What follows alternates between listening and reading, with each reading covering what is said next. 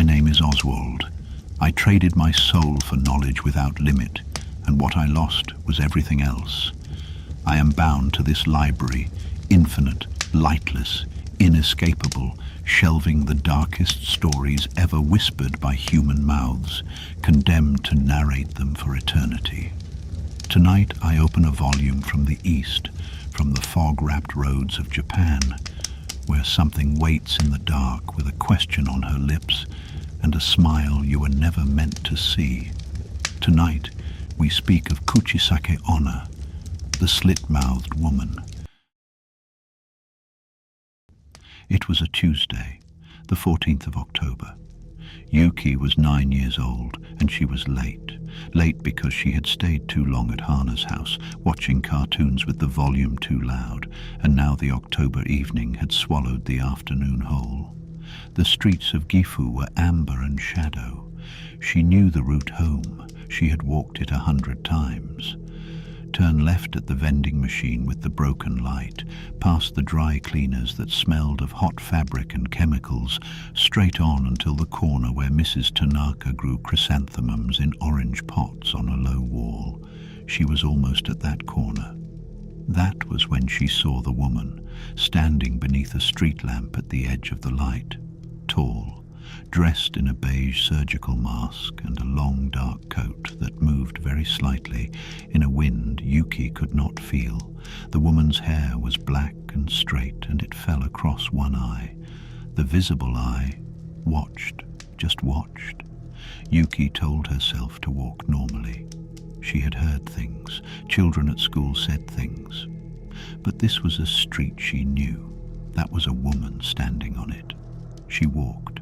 She passed the chrysanthemum pots. One pot had fallen over, she noticed. Soil spread across the pavement like a dark stain. She did not look directly at the woman. She was 3 steps past her when the voice came, low, almost gentle. Watashi, Kire, am I beautiful? Yuki stopped. She could not explain later why she stopped. Her feet simply stopped. The smell reached her then, something like meat left in standing water, something old and wet and deeply wrong. The street lamp above her buzzed once and flickered and held. She turned. The mask was gone. But to understand what Yuki saw on that corner, you must first know what this thing was, what it became, and why the darkness claimed it so completely. Some wounds do not heal, they calcify. They harden into something that breathes and hungers and walks the night streets asking questions that have no safe answer. Japan has carried this story in its bones since at least the Edo period, though the version most people know crept into schoolyards sometime in 1979, spreading from child to child like fever, like fire, like all the truest things do. No newspaper published the origin. No authority confirmed it. It simply spread. From Nagoya to Tokyo to every quiet suburb in between, mothers warned their children, children warned each other, and the warning always contained the same details, the same face, the same question whispered in the same particular tone. But beneath the schoolyard legend there is an older story, a human story. A woman, it is said, of extraordinary beauty, who lived in the shadow of a man who could not bear for anything beautiful to exist beyond his ownership of it.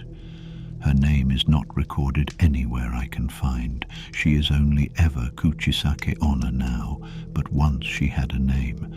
Once she had a face that made strangers pause in the street and look twice, and then look away, embarrassed by their own staring.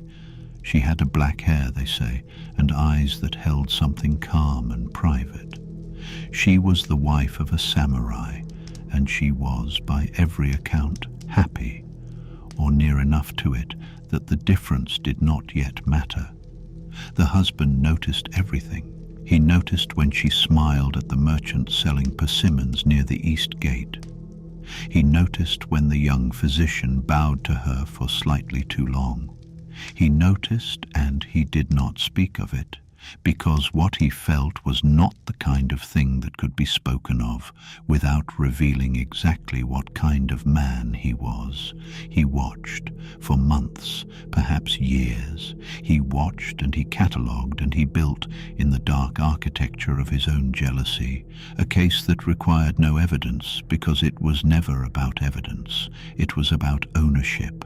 It was about the unbearable feeling of possessing something the whole world desired to look at. One evening, she returned home later than expected. He asked where she had been. She answered, calmly, plainly, the way a person answers who has nothing to hide. He did not believe her. And what happened next was not an act of passion. That is the part the story insists upon. It was not rage, it was deliberate, unhurried. He took his blade and he cut her mouth open, ear to ear, a wound that turned her beauty into something the world would recoil from. And he asked her, as he did it, who would want you now? She survived the wound. She did not survive the world she had to return to, because a wound like that, worn on the face, does not allow for quiet healing. It does not allow for privacy. Every face that turned toward hers became a mirror showing her what she had become, what he had made her. She wore cloth over her lower face. She moved through the world like a ghost, and one day she simply did not return from wherever she had gone. The body was never found. The husband went on living, but the story did not end. It only changed shape, because she came back, not immediately, centuries perhaps, or perhaps the moment she died she understood what form her grief would take. She came back to the streets, masked again, as she had been in life, cloth over the ruin of her face, waiting beneath street lamps, waiting near park gates, watching for children walking home alone in the blue hour between afternoon and night. And she asks her question, Watashi, Kirei, am I beautiful? The folklore is precise about what happens next, in the particular way that only true things are precise. Say no, and she kills you where you stand, the wound she inflicts matching her own. Say yes, and she pulls the mask away, the full ruination revealed, and asks again, Kirei, still beautiful? Say no at that point, and she kills you. Say yes, and she follows you home. She walks you to your door, and then she cuts your mouth to match hers, so that you will be beautiful the way she is beautiful, so that the world will look at you the way the world looks at her. There is only one answer that has ever worked. Tell her she is average, futsu, ordinary, neither beautiful nor ugly. The word destabilizes her. It does not map onto the wound she carries. She pauses, caught between her two possible responses, and in that pause, you run. You run, and you do not look back, not once, not for any reason. Some versions say she can be distracted with candy, with the offer of a hard sweet pressed into her hand while you back away. Some say telling her you have a prior engagement, something mundane and bureaucratic, confuses her so completely that she steps aside, the mundane as armor against the mythic. There is something to that. In 1979, the panic was real enough that some schools in Japan altered their routes home, that some parents drove routes they had always walked, that the educational authorities in certain prefectures issued statements, as governments do when they feel the story spreading faster than they can manage. The statement said it was rumor. The statement said no such person existed. The children who had seen her did not issue statements. The specific detail the witnesses kept returning to, the detail that never changed across the versions, was not the cut. It was the eyes. One eye obscured by hair that fell across it, the other eye completely still, not frightened, not angry, searching, looking into your face the way you might look at an old photograph, trying to find yourself in it. This is what Yuki saw on the corner by the chrysanthemum pots. The mouth, opened so wide it should not have been anatomically possible. The wet, dark edges of old wounds turned outward, the smile that was never a smile, and above it that single visible eye, watching Yuki's face with something that looked almost like hope. Yuki said nothing. She said nothing for 3 whole seconds that felt like she was standing at the bottom of a very deep lake, and then she said very quietly, "Futsu." The woman went still. The lamp buzzed above them both. Yuki ran. She did not look back, not at the sound behind her, not at the cold against the back of her neck, not at any of it.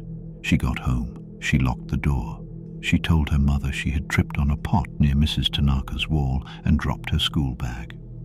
She went to bed. At 3 in the morning she woke to the sound of something just below her window, a sound like cloth moving in wind. She did not get up. She did not look. In the morning there was nothing there, no marks, no evidence of anything, except the single chrysanthemum laid carefully on the side windowsill, still in its soil. What endures in stories like this is never the monster. It is the wound underneath the monster. A woman who was made into something the world could not look at, who wandered back across the border of death, still asking the same question she asked when she was alive. Am I beautiful? Still asking, still hoping that one face, one pair of eyes will answer differently. The horror is not the mouth. The horror is that she is still waiting for someone to see past it. And no one, in all the centuries, ever has. I close this file now. I set it back among the others on shelves that continue upward into dark I have never measured. The question she carries, that particular ache, I am not entirely unfamiliar with it. To be seen as monstrous by every face that finds you, to be unable to stop, to keep asking in the dark whether anyone will answer differently this time. I will be here when you return. I have nowhere else to be.